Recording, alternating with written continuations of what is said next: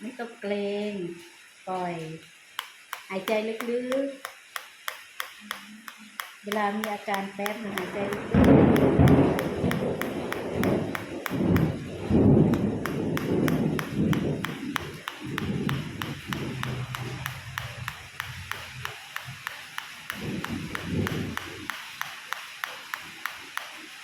ระวังครั้งแรกก็จะเจ็บหน่อย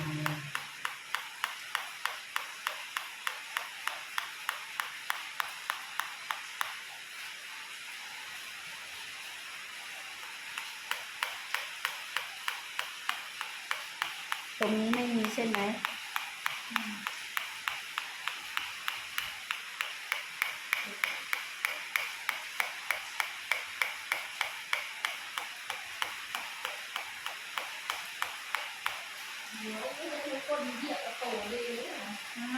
เข่าได้หันเนาะ